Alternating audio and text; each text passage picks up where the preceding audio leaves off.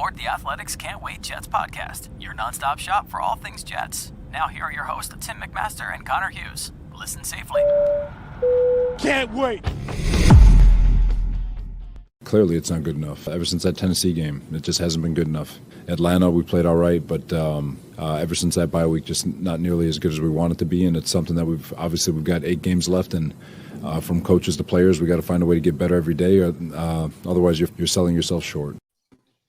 Selling yourself short and maybe putting yourself squarely on the hot seat entering 2022. This episode of Can't Wait is presented by BetMGM, the exclusive betting partner of The Athletic. Sign up at BetMGM.com using the promo code TheAthleticPod. It is, what is it? It is Monday, November 15th. We're coming to you at 5:30 p.m. This is like happy hour edition of the Can't Wait podcast. Thanks for joining us. If you like what you hear, give us a 5-star review. Tim McMaster here along with Connor Hughes and Marissa Morris. Another game, another embarrassing blowout loss for the Jets. 45-17 to the Bills. That comes after 45 points to the Colts, 31 to the Bengals, 53 to the Patriots. That is a bad month of defense, and the offense wasn't good either. Mike White turns back into a pumpkin, basically 4 interceptions, 33.4% quarterback rating. We'll always have the Bengals game. Connor, we no longer have a quarterback controversy. No, we don't. We have a mic controversy, though, because I think you're on your AirPods. Marissa texted you, but I didn't want to wait. I didn't want to wait to tell you. I just figured we'd just blow you up right here. Am I right? Yes, it's definitely on his AirPods. I would have just let it fix and then edited it for the audio version. But of course, Connor would like to. I saw the chat. Connor likes to make it part of the show, Big the weekend. Chat's also going at him. I have the iPad set up again. I finally got it out of my work bag, so it's set up, and I saw that Tim's mic is weird. What's wrong with Tim's mic? We've got very audio savvy listeners now. Testing. There we go. There you sound. Yeah. You sound like a young Howard Stern now, I would say. Ooh. Yeah, here we go. I think you're good. All right, Connor. Well, I'm not restarting because that whole thing will be fine for the pod. So, Connor, we no longer have a quarterback controversy. No, none actually. And I'll be honest with you, I think that this quarterback situation probably worked out in the second best situation that the Jets could have ever hoped for. I mean, obviously, number one would have been that Mike White's a franchise quarterback, Zach Wilson's a franchise quarterback, and the Jets can trade one for a slew of draft picks and then go on and somehow have this embarrassment of riches of more draft picks because somehow they managed to find Mike White and they drafted Zach Wilson and everything's all great and dandy and fine and dandy in Jets land. Now, obviously, that is not necessarily the case, but you've got the next best thing, which is that you learned very early on that Mike White is not the answer. And the one thing that we talked so much about over the last couple of weeks is that the Jets needed to ride this wave until it crashed. The Jets needed to see how this one played out. They needed to ride the hot hand at quarterback. They could not bench Mike White off of a good performance. They couldn't yank him from the starting lineup if he was continuing to play well and continue to play very well because they'd lose the locker room. You'd create all of this disastrous headlines and storylines of as soon as, Zach starts to struggle, people are screaming and clamoring for Mike White. It was just going to be a disaster of epic proportions if they took Mike White out of the lineup when he was still playing very, very well. So what did they do? They said, you know what? We're going to ride with Mike White. We're going to see what this goes. And it's a short leash. It's a tight leash. The hook's ready to yank him out. And once he struggles, we're going to wait to see if he struggles. So what happens? He goes out against the Buffalo Bills, a pretty good defense, and honestly reminded me very much of when Linsanity was at its hype and its heyday. And then the Knicks ran into the LeBron James, Chris Bosh, Dwayne Wade, and the Miami Heat. And Linsanity died that night. I can't remember if the game was in Miami or if the game was in New York, but I remember talking and hearing it all week about, Linsanity going up against the Heat, Linsanity. And LeBron James was basically like, okay, we're done with Linsanity. It's over. Josh Allen, Sean McDermott, the Buffalo Bills, Tre'Davious White, they were like, Mike White sanity.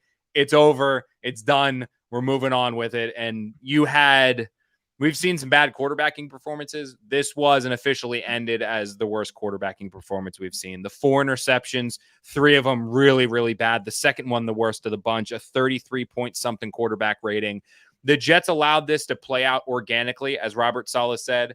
Mike White had the flash. He had the brilliance. He had the excitement for 2 weeks. He gave us storylines and fun and had his name chanted. But he, as you said, turned back into the pumpkin. He regressed to the mean, and now the Jets get their perfect situation, because now Zach Wilson is going to, assuming he is healthy, go back out there against the Miami Dolphins. He's going to go out there and he's going to play quarterback. And there's not going to be any more clamoring for Mike White. There's not going to be any cries for Mike White. No one in the locker room is going to be saying, no, we want Mike White. We want Mike White, because they saw what Mike White did against the Bills. They're like, okay, fun while it lasted. Now let's get back to your regularly scheduled programming, which is let's develop Zach Wilson. Yeah, absolutely. He made mistakes that he hadn't made too before, forcing balls downfield, the interception. He didn't get helped out much in this game either. The delay of game on 4th and 1 stands out to me at an early part in the game when things weren't out of control yet, right? That was a point where if they get that first down and drive down, then maybe there's something going. But this one was never really going to be close, but you would have hoped that it would have been closer than it actually was. Just another blowout. So, Connor, I guess I'll say this. You said this worked out perfectly for the Jets because they could put Zach Wilson back in, which is, 45-17 the loss. Perfect for the way this Jets team is going. But what if Zach Wilson isn't healthy for this week? Is that still a possibility? It's I don't think so. I now Salah's obviously, I saw someone in the chat say they like me better when I wear my hat backwards, but my hair is all, I haven't showered since I got home from the gym. So my hair is all like disgusting and matty, and it's not, I can't be a backwards hat kind of guy today. Like it's pretty grotesque. I'll be honest. I'm greasy. I'm gross. I'm glad this isn't high definition, because I would be embarrassed to show my face. Yeah. Not smell-o-vision, not high definition. I got to jump in the shower right after this, but no, like I think that honestly, if Zach Wilson was a 3-year veteran, if Zach Wilson was a proven quarterback, if he was the Jets' unquestioned franchise quarterback, I think that you had a very, very real chance of him playing against the Buffalo Bills. I think they had the opportunity to start him. I mean, he went through an entire week of practice. He went through a rigorous pregame warm-up. I mean, the knee isn't 100%. There's still not things he can do perfectly, but he's not going to hurt it worse. He's not going to get worse playing on it. He could have started against the Bills. This was a situation like Saleh kind of told us during the week, and he talked about in length on Wednesday, is that he had an obligation to stick with Mike White until Mike White did something that warranted his removal from the starting lineup. And what that was what we saw: the 4 interceptions, the sputtering on the offense, the Buffalo Bills taking away the short passing game, telling him to go deep. And when Mike White tried to go deep, it just did not work out. And like Saleh said, this was always going to work itself out organically. Obviously, the perfect situation, like we just said, would have been Mike White's a franchise quarterback, Zach Wilson's a franchise quarterback. You flip one for an abundance of draft picks, and then you roll with the other. Obviously, that didn't happen. So now what they can do is they can go back to Zach Wilson, and they can go back to him. They can ride him throughout the rest of the season with no one clamoring for Mike White, no one wanting Mike White except for maybe Mike White and his family. Everyone else is going to just want to see Zach Wilson. They're going to be fine with the ebbs. They're going to be fine with the flows. They're going to want to see this thing go up and down and just hopefully week after week, day after day, see something better. Now, I don't think Zach Wilson, if he plays against the Dolphins, is going to be 100%. I don't think you might not see 100% Zach Wilson for another month or so, but this is a situation now where I think you can put him back out there. And if you're going to put him back out there, these next couple games are the ones that you want to put him up against, because the Miami Dolphins, I know they've got some talent on defense, but that's a bad football team. The Houston Texans the next week, that's another bad football team. If you're looking for a get-right game, and I know there's no such thing as a get-right game when you're the Jets and you're 2-7 and you're a disaster, but this is at least 2 defenses where you're not playing the Buffalo Bills like Mike White just saw. I mean, Mike White saw one of the above average pass rushes in the NFL. Mike White saw one of the top tier secondaries. He saw a team that isn't one of the best in the AFC. He saw a team that some people believe has a chance to win the Super Bowl this year. I mean, this is an elite level football team, and then the rebuilding Jets. And he got his butt kicked in ways that you kind of thought might have happened. And like you said, a crash landing back to earth in Hindenburg-like fashion for Mike White and Mike White's sanity. But now at least you got a chance to go back to Zach. So is he fully healthy? I mean, what did Saleh? We talked to him today, and he said he's been digesting everything else. I think it was the word that he used. So he hasn't even thought about the quarterback situation yet.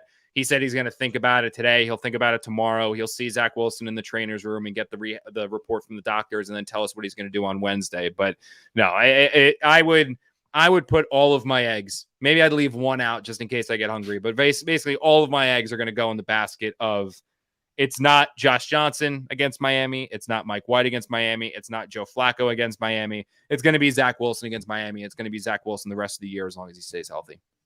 One more Mike White thing, and then we probably won't talk about him again this season, maybe ever. Who knows? That's the way it goes when you're backup quarterback in the NFL. No, because Zach's going to get hurt again, and then he's going to, Mike White, or something will happen. It's going to happen is Zach's going to start this game. He's going to like stub his toe, have to leave, and Mike White's going to go up against the Dolphins there for 400 and another 4 touchdowns and bring this all right on back. That's what's going to happen. Yeah.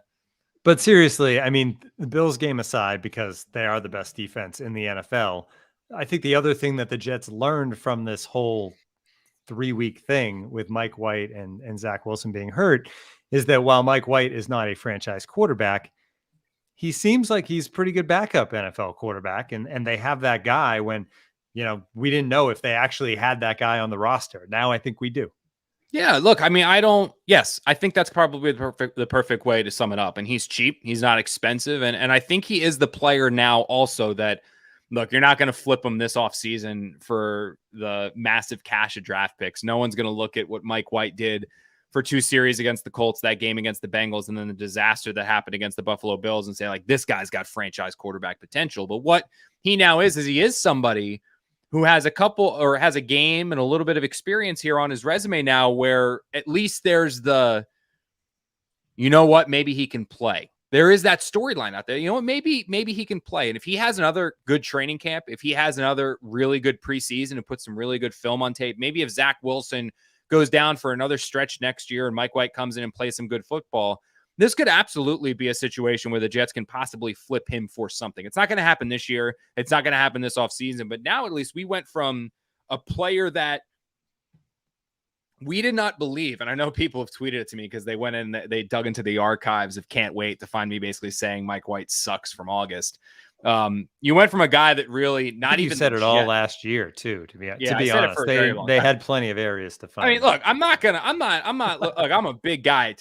I'm very much in the defending myself category here, and I'm all about like not taking blame. So I'm gonna say, like, I reached out to a couple people in the Jets front office after that first Mike White game, and was literally told that if anyone in this organization told you they saw this coming, they were lying through their teeth. So even the Jets didn't see this coming. The Jets traded a draft pick for Joe Flacco because they anticipated Mike White going full explosion and playing awful against the Cincinnati Bengals. And somehow he pulled a 400-yard, 3-touchdown game out of his you-know-where. And then they stuck with him. And suddenly it was like, oh my God, did we randomly find, like, did we strike lightning in a bottle here? Did we finally get like we kissed the toad and it became this beautiful princess? Like, what the hell happened here? I mean, the Jets didn't know this. I didn't know this. No one knew this. It's why they traded for Flacco. But the fact that this film is at least now some way, shape, or form out there, the fact that this film is there, it's something to build on. And you've seen guys like Matt Flynn in the past. Now, he obviously went into free agency and then was paid by the Seahawks, eventually lost his job to Russell Wilson. But,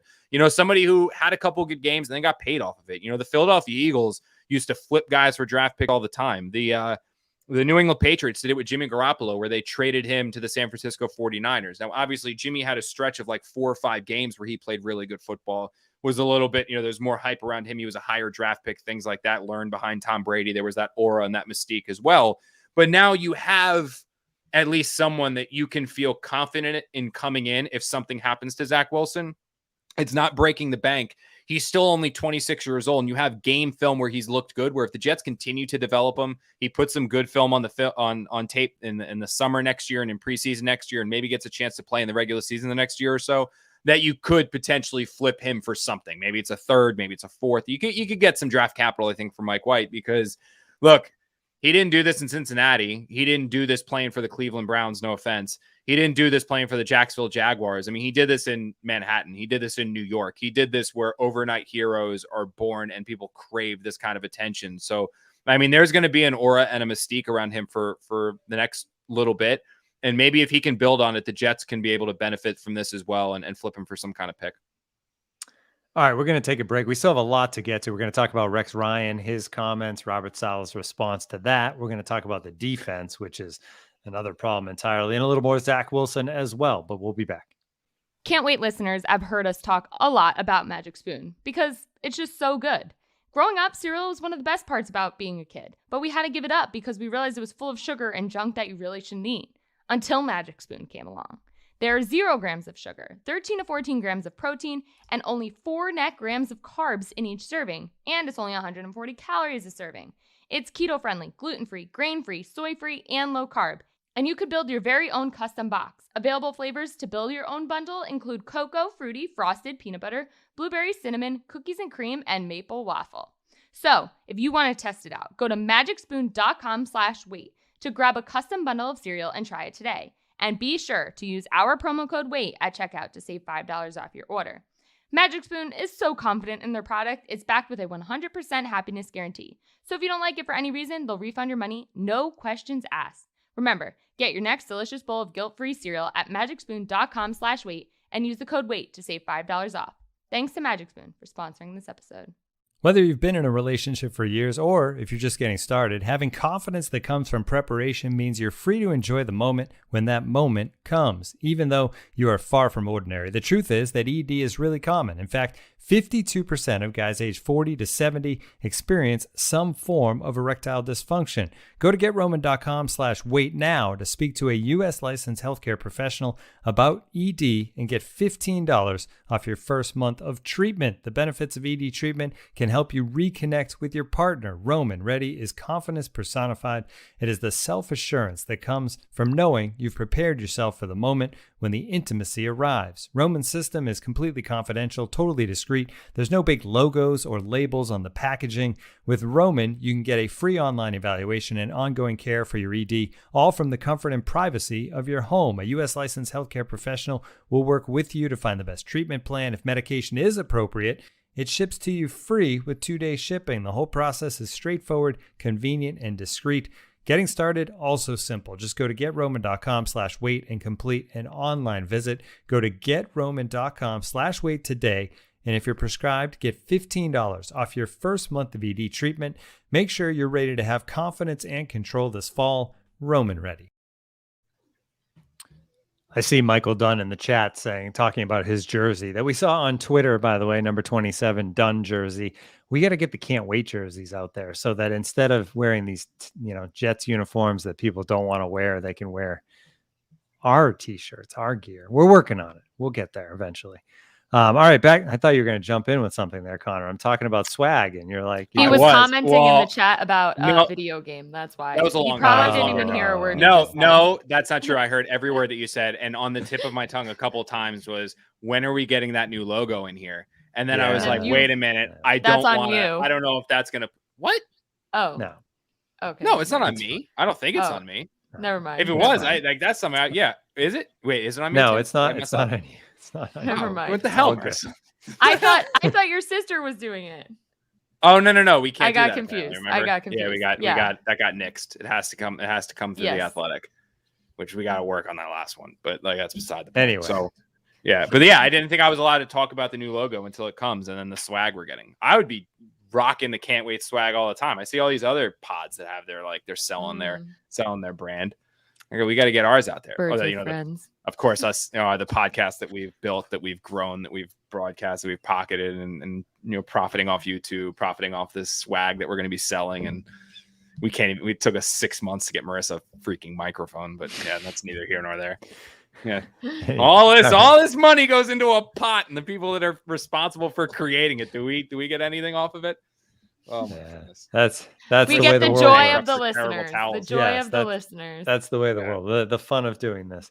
All right, so I want to talk more about the love of the game, more about Zach Wilson and what we can expect, what we hope he learned. But before that, Joe Flacco. We just did over-unders last week, and we set Joe Flacco over-under half a touchdown pass for the season. Did we all take unders? He threw one. We all took the under. Oh, it took one game. Joe Flacco hits the over. So congratulations, Joe. Picks. That was your contribution to destroying our. Yeah, luckily we didn't have anything actually riding on that. But anyways, Michael, real quick. Sorry, Tim, not to interrupt you, even though I do it all the time. If Michael wants to never talk to me again for that Browns loss to New England, it's 100% because I put a bet in on the Browns 5 minutes before the game started. I told you, I've bet whenever I bet the Browns, I'm on the wrong side of it. And I bet for the Browns, I bet against the Browns. And it all started. I was money. I had that team figured out until Marissa talked me out of the Cardinal game. And ever since that one, when I cashed out my bet and replaced it the other way, I've never bet the Browns right, and I feel like I bet them every week. So tell Michael I am sorry, but really it's also all your fault. So Unacceptable. All right, Connor. so you should always be rooting for them. I am Michael- always. I'm never Yeah, not we're rooting always- for we're them. always It's just what do I rooting for think's going to happen? Okay. I bet with my brain, not my heart. Okay. That's Well, not really what I working learned much this lately, week so. was that not to digress a little more than we already are, but what I learned this week is that Michael Dunn grew up a Patriots fan, and that this week was Yes. actually a really cool thing, Mhm. even though I mean it wasn't really cool that they lost the way Yeah. they did, but he got to play at Gillette, which was the Yes. stadium that he kind of Yeah. up So loving. I got to visit my cousin there, so that was a big reason in going. But also, this was Michael's like dream as a kid. He grew up a diehard Patriots fan. His bar mitzvah theme was Patriots. Like he went to the Super Bowl that they lost to, one of the Super Bowls that they lost to the Giants, which is pretty great because I grew up a Giants fan. Oh, I guess the chat is gonna know that now. Oh, Now I'm a you full- just made now a I'm a big full note. mistake. Yeah, now I'm Uh-oh. a full Browns fan. So anyway, but yeah, so he grew up a huge Patriots fan, and everyone has, known Michael's journey at this point, and there's been lots of ups and downs. So, getting to play in the stadium that you like grew up going to as a fan and As idolizing, Marissa and his keeps dad's looking from up at Michael to Connecticut. see if this is reaching No, the he's not approval. in here. He's probably watching in the other room. He is. Yeah, I so- saw him commenting here. Oh, Yeah, he I see him did. He commenting. said, "I he forgive Connor." forgave me for totally ruining the Browns' chances of winning that game. Yeah. So, yeah, it was very cool, and one of those, like never give up on your dreams moments. So, Did you cry? Yeah, I When he got took a the little Cries, teary. I feel like Marissa cries every Sunday. Yeah, I'm like a. She pretty cried when she emotional- saw Ailey a couple minutes ago. I'm pretty emotional person, so yeah, I struggle with that. But yeah, it was very cool. Like seeing him first come out of the tunnel for warm-ups and getting his snaps in to warm up and running around the field, and it was very cool. So it was his dad was there, which was like his dad is the reason he grew up a Patriots fan. So obviously he's no longer a Patriots fan, but yeah, so it was a very, very cool moment. The game was not as cool, but next week on to You get in? the Lions. He On plays to the special teams, right? Lions. Yes. Michael, you get in? Yes, he goes in on field goal and extra points. They got to start All him, right. man. We got a comment that says we Jets fans cry at Gillette too. Understandable, Dan. Yeah. All right, back to these Jets and what we can expect here. So now it's Zach Wilson. Again, you said, Connor, chances are he's ready to play. He could have played last week if different circumstances. So now he's seen this offense run well, although it wasn't the latest game, but he's seen the way it can click when it's clicking. He's talked about how he can learn from watching.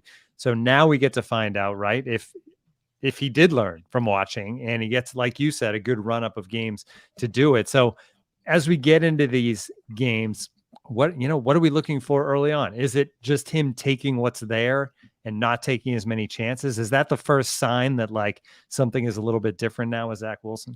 First time he completes a check down pass on like first or second down to Mike Right. Carter is a sign that maybe he's changed a little bit. And, I think what you get with Zach in there that you don't get with Mike White is you do get the game changing ability, because Zach has that in his back pocket to go Rambo in a way where the play breaks down and he runs left, he runs right, he twists around and then flicks his wrist and the ball is 60 yards down the field the other way into Corey Davis's hands for a touchdown.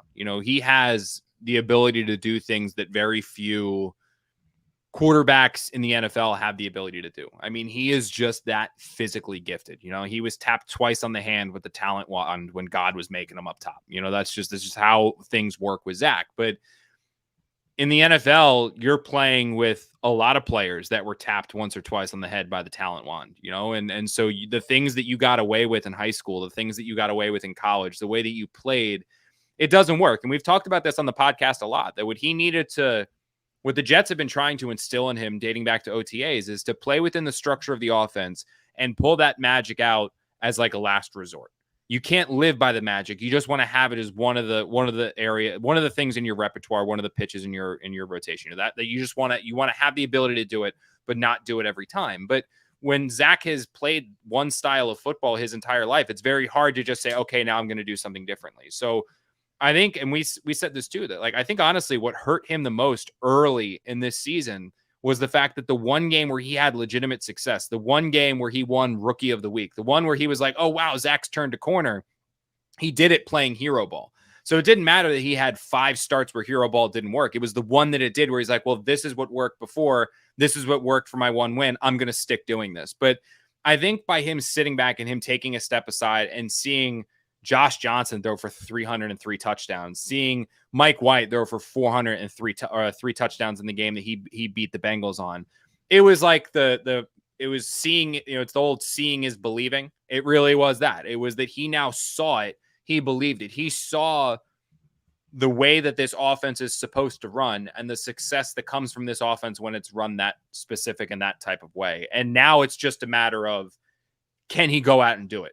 When he's dropping back to pass, when he's faced with the rush, and it's 3rd and 12, is he going to be able to say, don't run around, don't hold the ball a little extra longer, my first and second read aren't there, just get it to Carter, 5 yards, punt the ball, and we're done? Is he going to be able to do that? I mean, there was a 3rd and 17 play where Mike White against the Bills dumped it off. I think it was to Ty Johnson or Mike Carter. He gained like 4 yards and the Jets punted. If that's Zach Wilson a month ago, he's holding that ball and trying to stretch it down the field. And he's either getting sacked, he's either getting clobbered, or he's either throwing a pick. And I think that him stepping aside, and I think that him watching these two guys and Josh Johnson and Mike White have success in his offense, doing what the coaches have said, I think it should help him. Now, obviously, it's a matter of we got to see it. But these final few games, these final 2 months of this year, it's back to what we were saying this whole season was always really about. The Jets were never competing for a divisional title. The Jets were never going to go to the playoffs. The Jets were never going to make an unlikely run to the Super Bowl. They don't have the talent on the roster to do those things. This year was all about developing as a team, competing week in and week out, and getting Zach Wilson to a point where you head into year 2 believing you have a franchise quarterback, and then in year 2 he can reach that franchise quarterback potential. Now you can get back to doing it. And I think it's pretty clear that Zach wasn't ready to play early on. I think that's pretty obvious now. Oh, yeah. But after sitting and watching, I think he's kind of at least been given a crash course on how this offense should run. And now he can go out there and hopefully do it. And will he? I don't know. I mean, because again, Tim, we say yeah, he's finally seen it this way and he's finally learned it this way. And now he can come out and play hard and play well. And he's going to do everything that Mike White did, but with so much more talent. So it's going to work. We can say that, but will it actually happen? Because again, he's played one style of football his entire career. And I've seen Zach Wilson throw. I mean, this guy has more arm talent than any quarterback I have ever covered in my entire life. He does things, and I've seen him do things in practice that I just did not know quarterbacks could do that were not last in Mahomes or Rodgers, period. But he needs to be able to do everything else that Mahomes and Rodgers do. He needs to be able to do all the little small things that don't get the highlights, the things that don't get the attention, the things that like these quarterbacks do. They're just the 5-yard passes or the slants, those little things. He needs to do those well before he brings out that magic, because you can't live and die with the magic. You can't. And he tried to do it for 6 of his starts, and he went 1-5 as a starter as a result. So now he's had a chance to sit. Now he's had a chance to watch. Now it's about finding out, okay, did he learn anything? And I think we're going to start to learn it this week against Miami. We'll learn it more against Houston. We'll learn it when they play the Saints and the Eagles and all these other teams rolling on. But honestly, I think maybe the biggest benefit in Zach Wilson's corner, or the biggest thing acting with him, and the biggest, the most valuable tool, I guess that you could say, is the fact that this Jets schedule does get a lot easier from here on out. So he's not facing the Bills anymore. He's not going to face the Colts. He's not going to face the Patriots. I mean, he's not going to face any of these really, really good teams. So he's going to have a chance maybe to learn on some other teams that aren't as good. And I think that could really be beneficial to him. As if enough people weren't piling on this Jets team, Rex Ryan has jumped into the fray. We're going to talk about that and more after this quick break. This podcast is sponsored by BetterHelp Online Therapy. Check out betterhelp.com/Jets. The best way to think about therapy is through a bunch of analogies. We get our cars tuned up to prevent bigger issues down the road. We get annual checkups and go to the gym to maintain physical wellness and prevent injury and disease. We do chores regularly, well, some of us, to avoid a giant mess of a house. Going to therapy is like all of these. It's routine maintenance for your mental and emotional wellness to prevent bigger issues down the road. Going to therapy doesn't mean there's something wrong with you. It means you're investing in yourself to keep your mind healthy. BetterHelp is customized online therapy that offers video, phone, and even live chat sessions with your therapist, so you don't have to see anyone on camera if you don't want to. It's much more affordable than in-person therapy, and you can start communicating with your therapist in under 48 hours. Why invest in everything else and not your mind? This podcast is sponsored by BetterHelp, and Can't Wait listeners get 10% off their first month at betterhelp.com/jets. That's BetterHelp.com/jets. Hey, where's my read? Connor, Well, I my will read. gladly, I make your life easier by No, doing what happened that. to the protein read? It always Well- comes after that. Well, I got yeah, cut? No, You cut me? It is not it, Connor. The sponsors pay for a certain number of shows, Oh, and are they that's 100% done? no, So I can't not say they're what I just not text- on this episode today. Oh, okay. How many years All are right, we good. into Glad this you just show? said that. I'm glad you just said it because okay. All right. How cool. many years are we into this show? And Connor is just understanding. Weren't we getting Golf Digest as a sponsor or something like that? Didn't somebody tell me that? Golf Digest. That was somebody like, told me that. That was like, I'm not year kidding you, ago. probably like 8 months ago. Yeah. that So what we happened had- to that? We had it for a little bit. Oh my Why was it never on this show? Oh I'm getting my gosh. protein sent to I my hope door. I'd the love to chat get a free really driver. understands what I deal with on a day-to-day basis. Oh, here. this is that. I mean, yeah. This is Don't like, worry, mean, I will imagine when Bree gladly gets home and send come you back. all the ads to read and say I need these within the hour. Please, Well, stop instead of cleaning your that, golf can you just clubs send the- and Well, record I them would be for me. cleaning my golf clubs if I got Golf Digest swag, but I did not. I Where are pay we? for my Golf Digest subscription. I would like my free driver, and I would like my Oh free goodness. bag, and I want my free irons. Like I want that. What I sent some DM to You got- what? Got, What, Tim? What? You got free. First of all, I was on parental leave, and you Yeah, guys got free. We got the booze. free. You we got the free good We did do stuff. alcohol. that. So Yeah.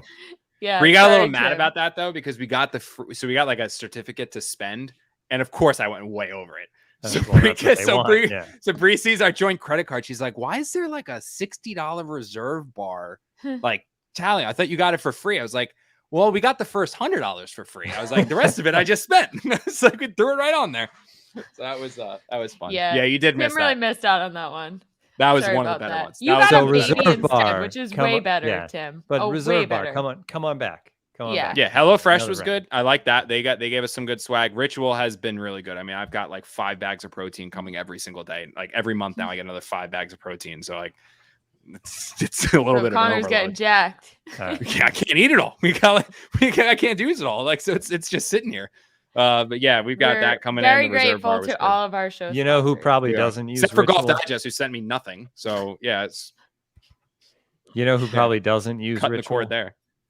Who? Rex Ryan. Probably Here we go. eats That's hamburger all. So Rex Ryan came out, and as if enough people weren't being mean to the Jets, he jumps in, goes directly after Robert Saleh. This guy is supposed to be a defensive guru. I take it personal. Everything I heard was this guy is a lot like myself, but without the bad part. Some of the bad part you need because this team doesn't want to play with any damn heart. That's the thing that is disappointing to me. Don't ever compare this Robert Saleh guy to me. Statistically, one time they were a top defense at San Francisco 49ers. 4 out of the 5 times they were dead last in their division. And he goes on from there. But after that, now this is the part that I actually credit to Robert Saleh for actually coming back at him a little bit. I've never met Rex. I've never had a conversation with Rex. This was on the Michael Kay show. I don't even know him except for people who know him through the league. Obviously, if it's that personal for him, he knows where to find me. Connor, this is all we need. It was past Jets head Perfect. coaches coming after the current head coach. I mean, Rex Ryan never attacked Gase, I don't think, right? Oh, everyone else did it for him. Like they didn't have to. I'd be piling on. I mean, I think that would be just like kicking the man while he's down. But look, I think Rex did take some. Rex got annoyed when everyone kept saying how Robert Saleh reminds them of Rex, and Robert Saleh has Rex like bravado. It's Rex minus all the bad parts. Like Rex said, he got pissed off by that.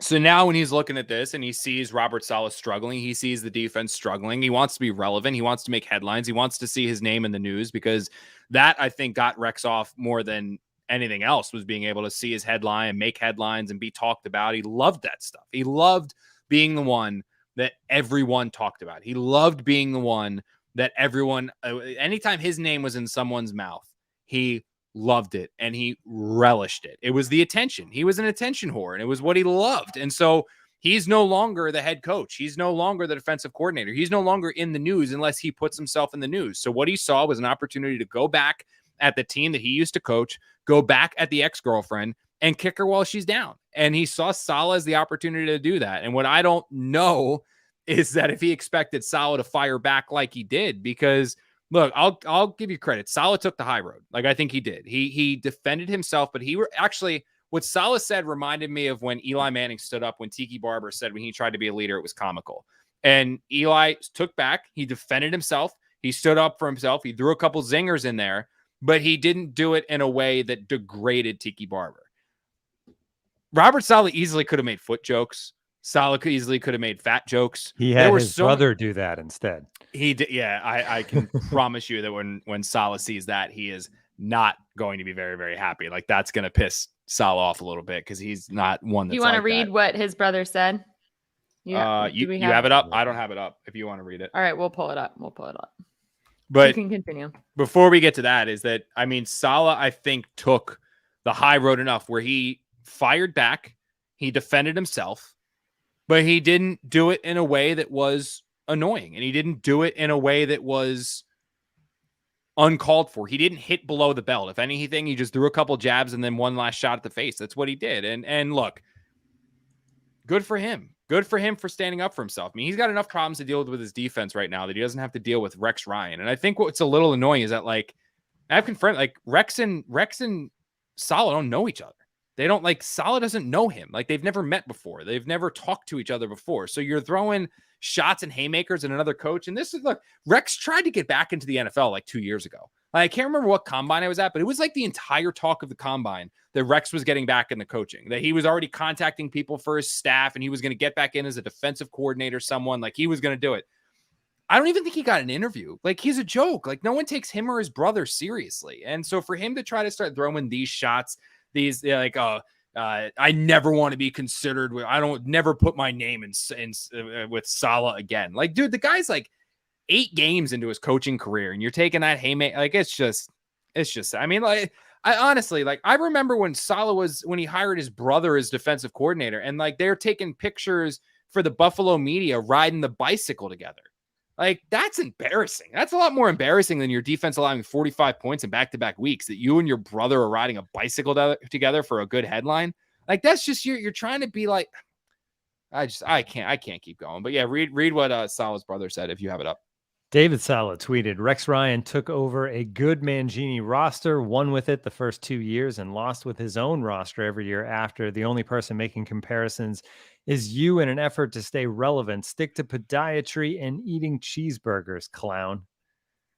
Yeah. It's true. I mean, like, look, what I've said and what I'll continue to say is that Rex... There's like 2 kinds of people in this world. And this is honestly, this is truthfully how I feel. And I work in an industry where sourcing is very big. And to source, and there are people that source in very different ways. And there are people that are like, they butter up to you. Like, you know, if I'm a reporter, like, right, like I butter up to people. I butter up to agents. I butter up to coaches. I butter up to players. And you butter up to them and you flirt with them basically in hopes that they give you information. You know, like, it's not like you're flirting with somebody in hopes that they'll be your girlfriend. You're flirting with them that they'll be your friend and be your source and they'll tell you information. I've never been good at that because I don't have a poker face. I don't. So I'm me. Like, this is me. And the way that I get sources in this business is not by buttering people up. I'm me. I'm Connor. And if I and this person get along, then that guy is a quote unquote source, but he's really just a friend. And then we just talk about other things in life. And occasionally if I have a question about football or what I do for work, I ask them and we talk about it because we're friends. And that's how I work it. It's more of a relationship than it is like buttering up. Because of that, when you take that kind of a stance, you meet people in this field that are very authentic and genuine and take it that way. And then there's also people, and I've dealt with tons of agents that are like this. I've dealt with tons of players that are like this. I've dealt with tons of coaches that are like this, that are not genuine and they're not authentic, and they talk to you because they want to try to dictate your coverage, or they talk to you because they want to try to get you to write certain things, or they talk to you because they want their name to be written in a certain way, to be highlighted and on the neon signs. Everyone ripped Adam Gase apart 10 ways to Sunday because they thought that's who he was. They thought that he was the guy that was going to just try to butter up the media to get preferential coverage. And that wasn't the truth. Adam was a very authentic and genuine person. I truly felt that. Every time I talked to him on or off the record, I felt that Adam was genuine and authentic. He would tell me the truth. He didn't talk to me because he wanted to change the coverage. We talked about things in life. We talked about things in relationships. We talked about things in families. We never talked just because I was a reporter and he was a coach. And if he told me something, I would write nice about him. That was never how my relationship with Adam was, because I would write searing things about him, and the same searing things I would write about him, I would say to his face. Like, that's just how it worked. With Rex, he's always been the person that, to me, never talked to you and never said things because that's actually how he feels. He was the person that talked and said things because he thought that's what people wanted to hear. And he was the person that talked and said things because he felt that that's what was going to get the headline. And that's what was going to put him in the spotlight. And that was going to get that light shining on him for as long as it could shine on him. And for him to take this shot at Saleh when he's clearly overseeing a young rebuilding team, he's clearly got his hands, basically both hands, tied behind his back when you consider this defense was already beat up and probably a little below average from a talent perspective. But now they're also dealing with a rash of injuries where May is gone and Davis just stinks. And then you're dealing with these injuries, and the corners are down and the defensive linemen are down. I mean, he's trying to make this work when clearly he doesn't necessarily have the talent and players to make it work. And for you to drop those lines like, oh, never compare me to him again, maybe he should be more like me. If Rex Ryan oversaw this defense, they'd allow 60 a game, period. I mean, look at what look at the final 2 years he was the Bills head coach. That defense was loaded. And what did they do? Like, for Rex to act like he's some kind of brilliant genius, man, this dude tried to get a head coaching or defensive coordinator job 2 years ago, and he was laughed out of every interview he was in. Like, what are you doing? Like, just stay out of it. So for him to take these shots, I think he hit below the belt, and I give Saleh a ton of credit because he fired back and he defended himself, but he did it appropriately. He did. And he stood up for himself, but he did it appropriately. He's saying, if you know where I am, and it's true. If Rex feels this strongly about him, you know where he is. He works at the same place you got your ass fired from. So go talk to him. Like that. To me, it was pathetic. I found it pathetic. I really did. It was just uncalled for and pathetic. Got to get those clicks though. It's really what it is. Right. As far as the defense goes, though, they are bad. It is a bad defense. It looked bad on Sunday. Josh Allen tearing apart through the air, 21 of 28, 336, couple of touchdowns, a pick. The running backs got everything they wanted. And the thing about that is this Bills team has not been able to run the ball against anybody. And it was easy against the Jets. Connor, you did the math in your story. I appreciate that. I was about to do the math and I read your story and saw it. 175 points in 4 games, 1,890 yards. That's 472 yards per game. And the thing that has become clear is that no matter what the Jets do to adjust, seems like an easy change that offenses can kind of jump into to just continue to move the ball. Like the Jets there's no strong portion of this defense that they can rely on. Every time they kind of plug one hole in the dam, it allows a giant hole to open up somewhere else. Yeah, look, I've talked about this and some fans very strongly disagree with me, and they are. Look, I mean, you can make the argument that Ulbrich and Saleh's a defensive-minded head coach, and Ulbrich obviously is their defensive coordinator. Came very highly touted. People are disagreed with this. He came very highly touted. Like, he was a very well-respected player. He was a well-respected coach, and he was considered an up-and-coming defensive coordinator. And the same people that are trashing him and burying him right now are the same ones that were like, oh, he might be a head coach soon if the Jets defense keeps playing like they are after the first couple weeks of the season. You can say that, like, they should be getting more out of these players. You can say that, like, oh, they still shouldn't be allowing this and they shouldn't be allowing that. And I take that stance sometimes, and I feel that way sometimes. But then I look at who's on the field. And you have players starting and players playing that if you told me in August that this would be the two, that Ashton Davis and Wilson would be the Jets' 2 starting safeties, I would have laughed your head off. Like if you would have told me Delshon Phillips would be playing significant minutes at linebacker, like I'd laugh your head off. Like these are like, this defense was already undermanned and probably a little below average to start the year. And then when you take into consideration the number of players that have gone hurt and gone down, the Jets, in my opinion, the coaching staff, Saleh Ulbrich, they're doing everything that they can, right? The first month of the season, the defense was able to have success because they were able to get an immense amount of pressure with their defensive line. Quinnen Williams, Huff, John Franklin Myers, quarterbacks wanted to take advantage of the Jets secondary. They held the ball long enough for their receivers to get down the field, but for them to hold the ball, it allowed the defense to get home, and they hit the quarterbacks and they sacked the quarterbacks. Ever since that 14-hit, 7-sack outing against the Titans, Ulbrich told us this, and he was very open and honest, and I appreciate his willingness to talk this openly about it. He came out and told us this week that ever since that game, offenses changed the way they play the Jets. And they changed the way they play the Jets because now they are keeping extra guys in the block. They are making a concerted effort to get rid of the ball quicker, and they are working in an abundance of screens. When they want to stretch the field and they want to get guys to the second level and they want to take their shots, that's when they keep the tight end and the running back or extra players in the block.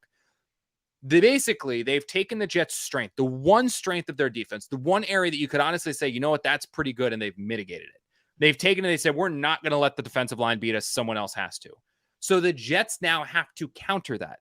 The way that they counter that is by, one, blitzing, so that when the quarterbacks try those quick passes, you get home before the ball can get out, and you can bring guys on the left. You act like you're coming to the left, you come right, you bring unorthodox blitzes. And then the other way that they do it is that when the opposing team plays blocking, like they keep the extra guy in to protect, the Jets play pass. They don't bring the blitz. They just drop their guys back in coverage. You saw the Jets do that against the Bills, but I think you saw the talent discrepancy made that irrelevant too, because when the Jets blitz, when the Jets tried to get after Josh Allen, when you blitz people, you leave one-on-one outside. When you leave one-on-one outside, Josh Allen was just chucking these balls up. And Stephon Diggs was coming down with it. Sanders was coming down with it. Gabriel Davis was coming down with it. Like, what are you supposed to do? So now you're blitzing, right? Then you drop back and you play coverage. Well, because you're dropping back and playing coverage, the Bills are not keeping extra guys in to block. Josh Allen's just sitting there waiting. He's got all day to throw in the pocket. Eventually, someone's going to get open because no one can cover guys in the NFL 3-4 seconds. So now he's just waiting. Like, what the Jets are trying to do is now not working. And I think ultimately what this comes down to is what we've said over and over and over on this show. It's a talent issue with the Jets right now. What Mike Maccagnan did to this roster during his 5 off-season run as general manager is still having repercussions. Joe Douglas has not been perfect in any way, shape, or form. But even if he did draft every perfect player in the draft, and even if he signed every perfect player in free agency, it was still always going to be more than a 2 off-season fix. He's only had 1 draft and 1 free agency in 2020 and 1 draft and free agency in 2020 to turn this Jets team around. And he made mistakes in 2019, and he made some mistakes in 2020. He didn't have the perfect offseason, so it was always going to take time. But the one thing that Douglas did in 2020 and the one thing he did in 2021 was he put a bigger emphasis on offense, which is what every Jet fan, every reporter, and every analyst said the Jets needed to do. He emphasized the offense in 20, and he emphasized the offense in 21. And you see a much more talented offense this year than you had in past years. The receivers the Jets have now are better than anyone they've had since 2015. The running back stable they have now is talented. The offensive line is getting there. You can't deny the offensive line has their issues. Greg Van Roten's a freaking disaster. But other than that, there are legitimate talent on the offensive line where they're coming along. But the resources and the means that the Jets put into fixing or at least improving their offense were resources and means that they could not put into their defense. And unfortunately, what you have now is a better offense and a defense that is suffering. Because the Jets, when healthy, were only probably okay on defense, and now they were blasted by injuries. And so now you have a defense that, aside from Quinnen Williams, John Franklin Myers, and CJ Mosley, I don't think another player on that defense starts for another contending team elsewhere. And I said that last week. I said it a couple times last week, and I'm saying it again now. So there's only so much you can do on defense, and I don't see the fix, because what the Jets saw as the fix is, okay, we'll bring pressure to try to take away the quick passes, and when they play protection, we'll play coverage. That doesn't work either, because, again, everyone's ripping. Why is Stephon Diggs in one-on-one? Why is this guy in one? How are they playing one-on-one coverage outside? I don't see that as a problem. They're not in one-on-one coverage because they want to be. They're in one-on-one coverage because they're blitzing to try to get home, because they realize if they don't blitz, they're not going to get home. And then it doesn't matter if they're not in one-on-one coverage, because eventually the guys will just get open. So for me, I don't see this defense as a coaching problem. I don't see it as a scheming problem. I see it as a legitimate talent problem. That this was always going to be a little bit longer. And if you want to rip Douglas because his 2020 draft hasn't produced, if you want to rip Douglas because he wasn't more aggressive and potentially going out there and signing Griffin in free agency or Dory Jackson in free agency, absolutely, I can go in on that. But right now, I see this as a legitimate talent problem on defense. And it's a talent problem on defense that is amplified by the number of injuries the Jets have had on defense. One argument, though, against that, and you can shoot holes in this if you want, Connor, is that it's basically the same defense that they had a year ago. And while it wasn't good a year ago, it wasn't this bad, right? No, I know it's a different scheme and the players don't fit the secondary scheme maybe worse. as well, but the secondary is worse. The secondary is significantly worse. Again, this is where I said, like, Joe Douglas, has no way, shape, or form has Joe Douglas been perfect. Like, he did not have a perfect offseason in 2020, did not have a perfect offseason in 2021. Like, he did not have a perfect offseason. But like Jared Davis, for example, he prioritized signing Jared Davis, and I've seen Jared Davis play, and I'm like, why did you do that? Like, I don't, like, there are things like that where I'm like, why? I think they should have been more aggressive in going out there and signing Shaq Griffin from the Seahawks. Like, I thought they should have been more aggressive in that. I think they should have been more aggressive in various different areas. They should have done more. Look, Hassan Reddick has, what is it, like 7.5, 8.5 sacks right now for the Cardinals. He's not like a 1-year, $5 million deal. Like, why didn't the Jets go out there and offer him something more? Like, why would you avoid that? Like, that's where I'm like, they're again, it was not perfect, but the team that the Jets took into the offseason, like, they were, like, again, dude, you got Ashton Davis is like your best safety right now. Ashton Davis is a bad football player. Like, you got, like, Delshon Phillips is starting at linebacker. Like, he's a bad football player. You know what I mean? Like, you had Hamilcar Rashid playing, like, severe minutes on the defensive line. Like, the guy should be on a practice squad. Like, it's just, there's a severe talent problem on defense. A severe talent problem on defense. It was already not going to be that great of a unit to begin with, and then they got hit with these rash of injuries. That it's like, what else are you supposed to do? Like, I honestly don't know. I really don't. And it's, unfortunately, and it's the way that I compare. I was talking to somebody about this last night, because, you know, we were talking about, like, the defense and what you can do on defense as one of the people over there with the Jets. And I said, I was like, I'm gonna be honest with you. Like, if this was a Madden, I'm not a coach, like, no shit. Like, I've said that over and over again. I'm not a GM. I'm not a scout. I'm not that kind of I'm not that, you know, my playing football career most recently was flag football. We went to the playoffs twice, but, like, we're not going to go back to those glory days or relive those glory days. But if this was like my Madden franchise and I was faced with the current predicament, like if I started a Madden franchise with the Jets and had the current, like, real life rosters where they are right now, this is the one where, like, I'm not playing the Dolphins game. I'm not playing the Texans game. I'm simming to the end of the season. I'm getting my injured guys back, and I'm going into free agency in the draft, infusing my team with talent, and then I'll play next year. Like, that's what it is. But there is no play next year for the Jets. Like, they need another off season to infuse more talent on offense, get Zach Wilson his development, infuse this defense, basically remake this defense where they need another 4 or 5 starters, get Lawson back, get some of these guys back, get May back, or if not May, replace him with an actual starter, get Joyner back. Like, that's what you wanted.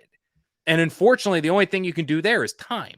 And you can't just fast forward. Like, you can't do that. So I think the biggest issue with the Jets defense right now is they need different players. They need more players, and you're not getting more players until free agency or the draft. And so you're just going to have to deal with what you have right now, and dealing with what you have right now. It's, I don't know how you get better. I don't think that the best defensive minds in the NFL can make this defense better, because you're playing with talent that's not that good. Like, you're just not.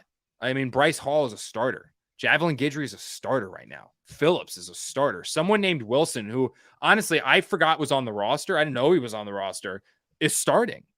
Niesman is like the next man up. Like, it's bad. And unfortunately, it's bad because of injuries, but it's also bad because of the years of Mike McCagnon's ineptitude and some of the swing. Basically, Joe Douglas could, if the Jets wanted to be a borderline playoff team this year, Joe Douglas could not miss with any of his free agent signings or any of his draft picks.